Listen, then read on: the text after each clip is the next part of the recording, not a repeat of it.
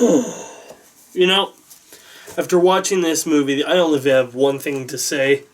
Please, Bruce Timm, come back! Please!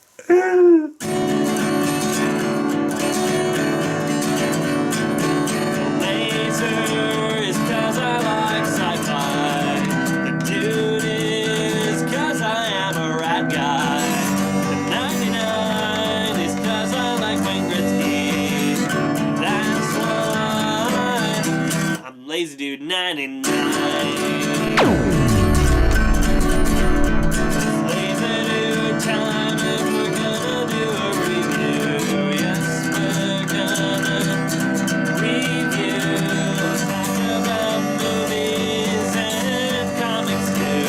Let's all go watch the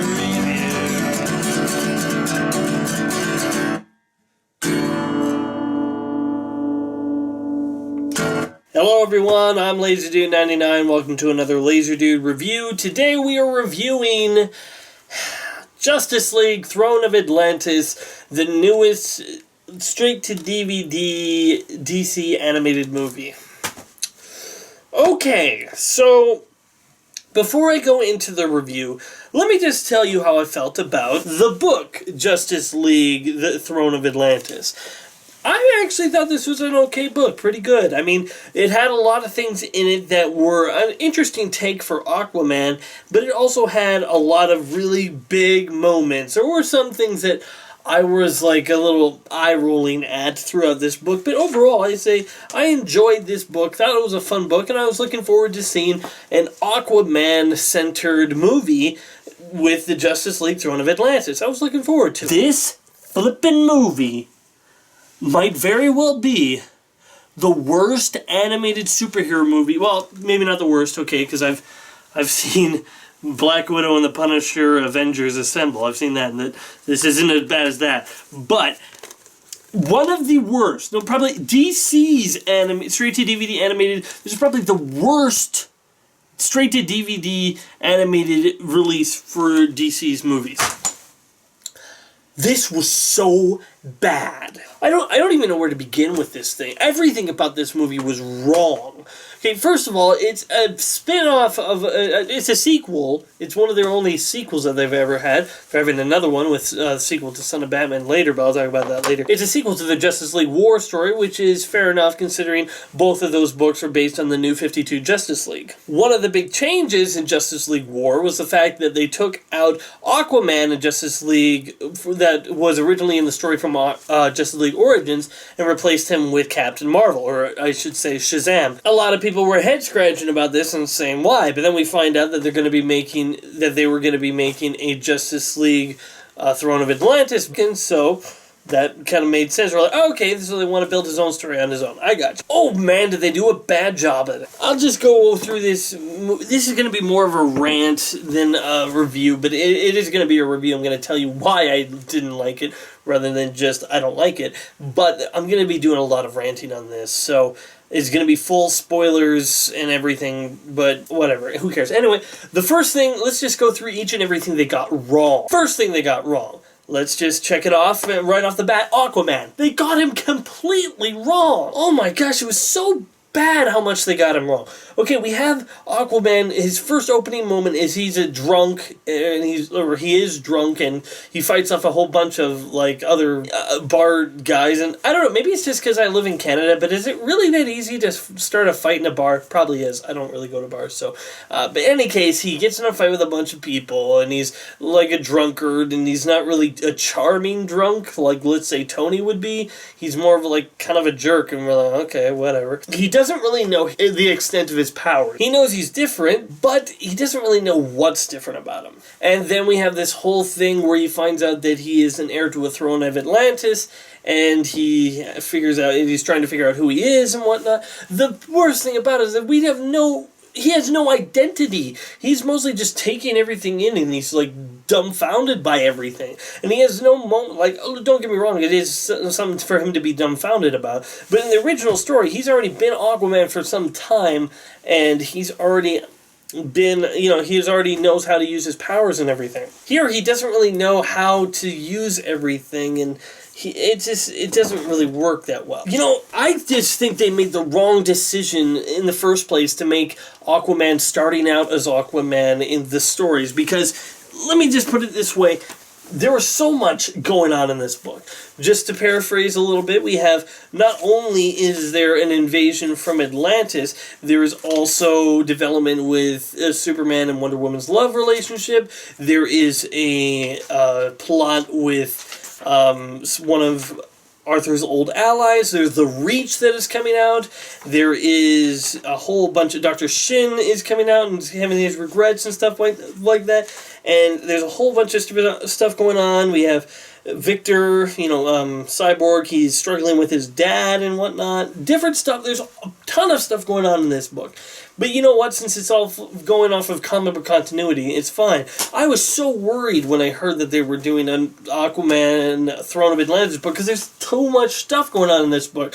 But I thought, they would be able to gut some of it out in order to make room. What was their solution? Let's put more stuff in. Yeah, they put more stuff in this book by adding Aquaman finding out who he is and all this other stuff. We have him being introduced to Atlantis, and it's just so boring, and it's really bad. And okay, I'm just gonna get to, while Aquaman is not handled that well, it's not the worst ever, but oh my gosh, what the heck did they do to Ocean Master? I'm gonna say right here, Ocean Master is not one of my favorite Aquaman villains. However, this story sold me on him being a villain. It sold me as him being a villain because it went at it in a different way than most people view this type of villain.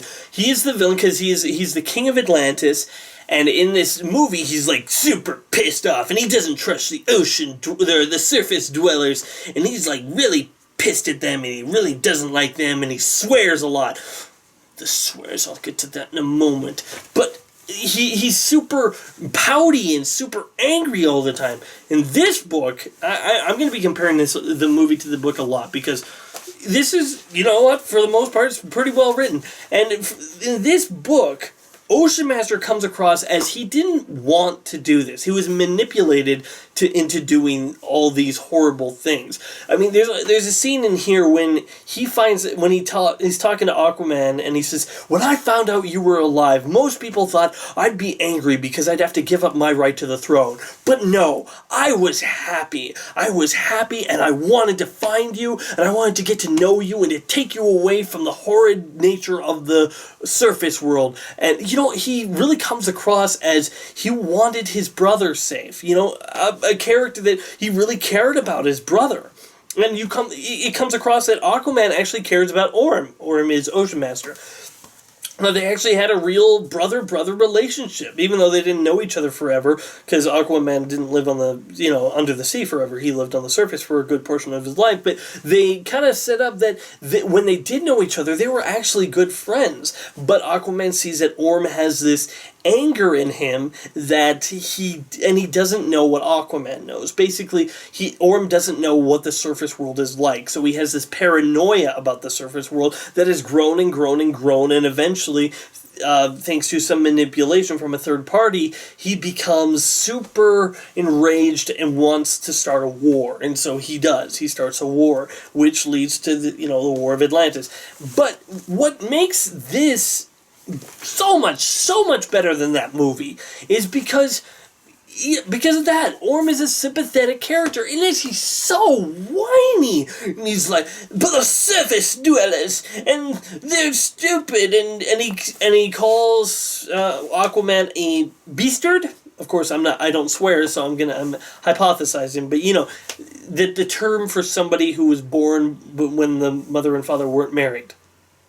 What they call Jon Snow in Game of Thrones, Welcome, bastard.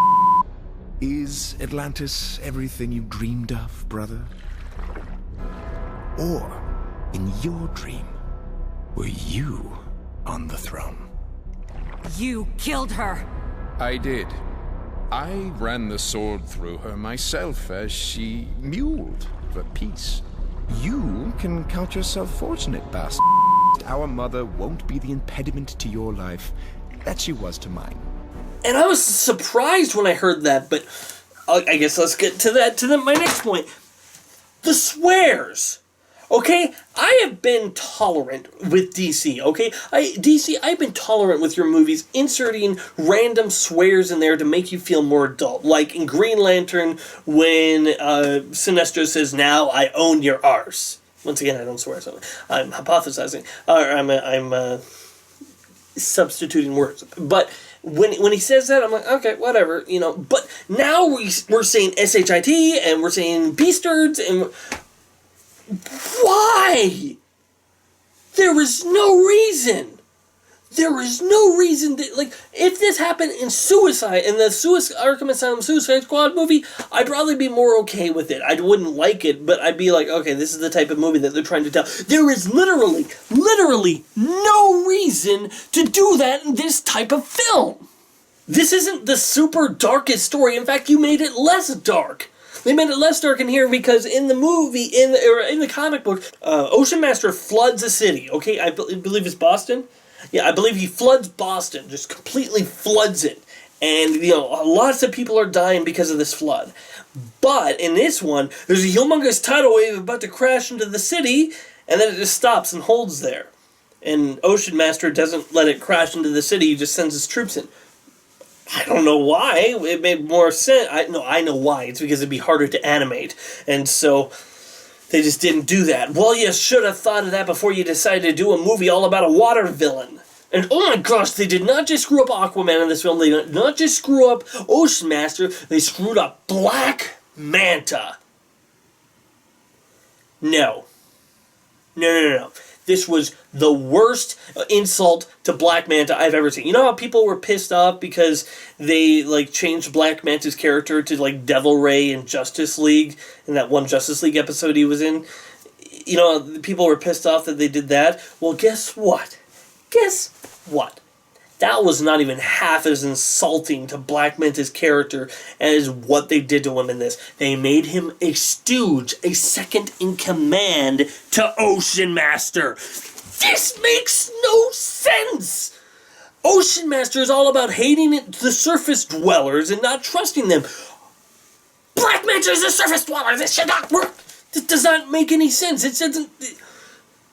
They should not...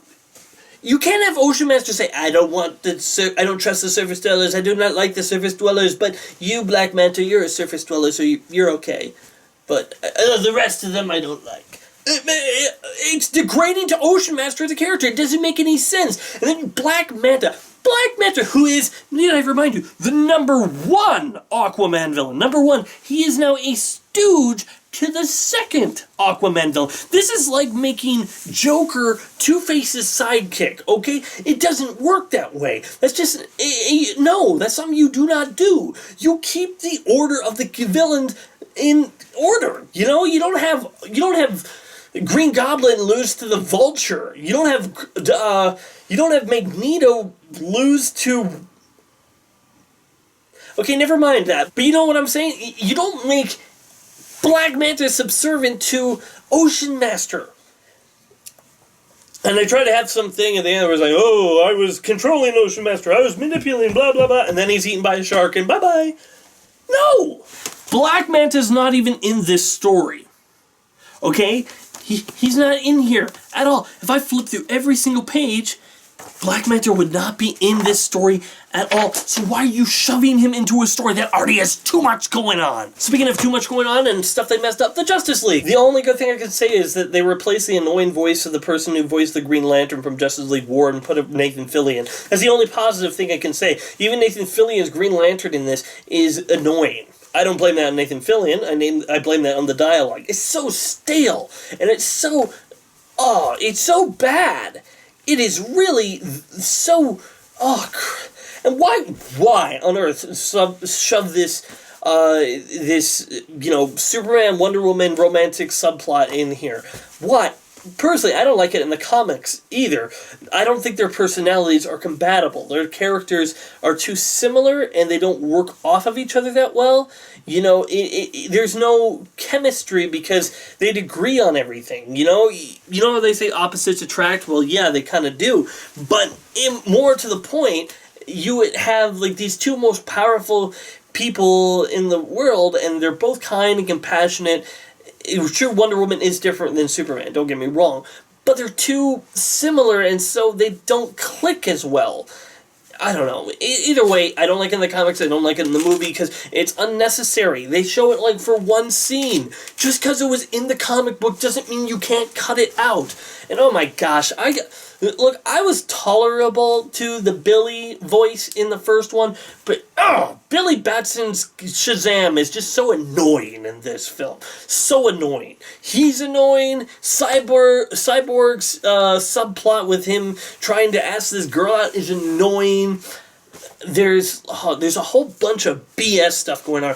Okay, how about this scene? We got Black Manta, once again, who is a surface dweller working for Ocean Master, who doesn't trust surface dwellers, and he wants to bring some bad blood to the surface dwellers. So what do? Black Manta is set up to sabotage and shoot some missiles at people in Atlantis, and trying to force them to think that, the surface dwellers are attacking us, we must retaliate. Look at this.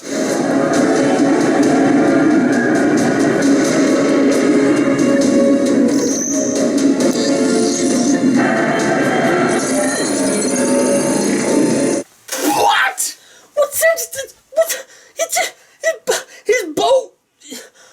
What?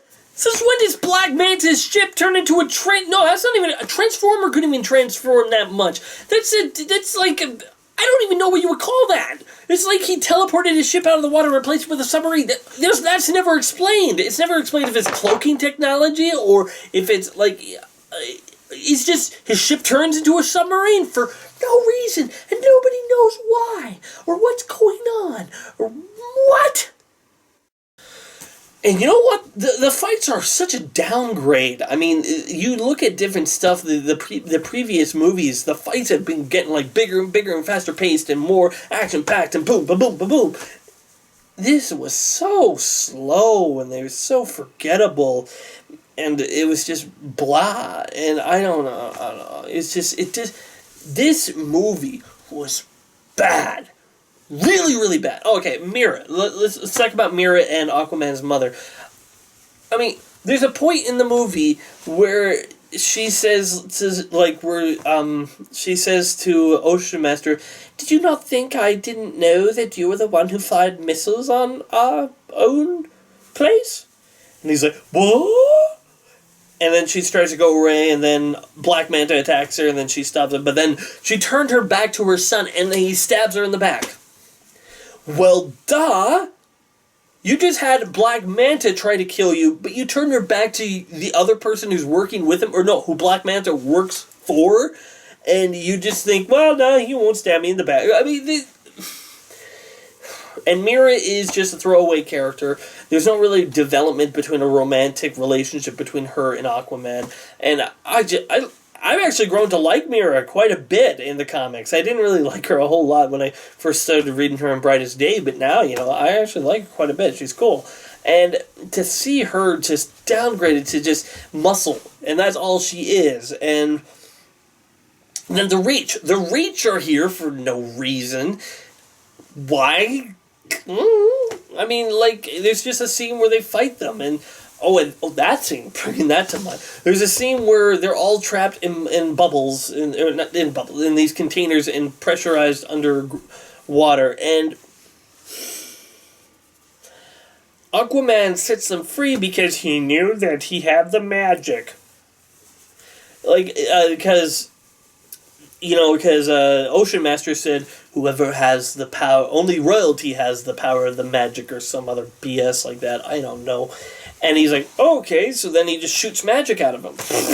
Aquaman's never done that. Okay, when it comes to the powers of Aquaman, he can use his powers to communicate with sea creatures. And oh my gosh, they go against the one rule of that. There's a part in the movie where he actually says, when he's talking to a lobster, and he says, "Hey, we were talking." Aquaman has explicitly said, in the New 52, by the way, that he doesn't talk to fish. He uses their minds to tell them what to psychically enforce them to do what he wants them to do. He can't actually have a conversation with them because fish aren't intelligible enough to have a conversation with. Except dolphins, because that's a different story. But in any case, this has put such a damper on DC's animated movie runs to me. And the next movies, I don't like where they're going. I really don't. We got the next one, Batman vs. Robin, which seems to be taking little bits and pieces out of everything. The Batman vs. Robin is from when Dick Grayson was Batman, and he and Damian fought for a little bit. Okay, that's where the title is from, but the Court of Owls is in there. Then we also have different stuff going. I have no idea, and since I wasn't that big, I didn't hate Son of Batman as much as I hated this one, but it wasn't the greatest. It wasn't that great. The animated movie, I'm saying. This movie, however, well, I'm going to go back to the dichotomy between Aquaman and Ocean Master, because, as I said earlier, the fact that you see in the comic book that Ocean Master is actually a sympathetic villain because he's not evil incarnate, he's just he was manipulated to do evil things, and he believes he's in the right to do these things, that he has the royalty right to do these horrid things. But he doesn't. But he doesn't know that. What Jeff Johns did to actually make it different is that Ocean Master and Aquaman at one point in their lives actually cared about each other. And, Ocean Master still cares for Aquaman and doesn't really despise Aquaman. Well, he feels betrayed by Aquaman by the ends and disappointed, but he doesn't want to, I want to murder Aquaman. But he's doing what he thinks is right and is coming to blows with what his brother believes. That's okay, that's fine. In the movie, it's just, he's the jealous brother. There was you loved him more than me, mother, and whatnot, and it's Loki. They're trying to be the Loki-Thor relationship. Oh my gosh. This was what made it, in this story, this is what made, Aquaman and Orm stand different from Thor and Loki, because their brotherly relationship was different than Thor and Loki, but this movie resorted right back to it being a Thor and Loki ripoff, and it was just, okay. How's the voice acting other ways? Forgettable. Just like it was in Justice League War. It's forgettable, there's nothing memorable about the scenes, there's a bunch of different subplots that serve absolutely no purpose, and the movie is just waste. It's a waste of time.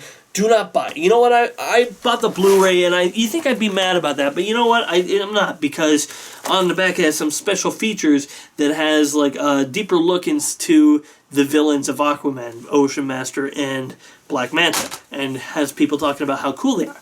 I enjoyed that a million times better than I enjoyed this movie. But don't buy the movie because of that. You can probably find it on YouTube somewhere. I'm saying that Justice League Throne of Atlantis, the animated movie, is horrible. And it gets a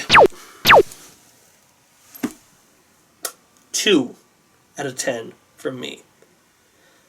A truly horrible film. Hated it. I hated it. I don't even know if I'm going to keep the Blu-ray. I want to go outside and burn it or drown it or something. In any case, I'm LazyDude99 and I need a drink of water. Be sure to check out more of my other videos on my channel and wait for more coming soon.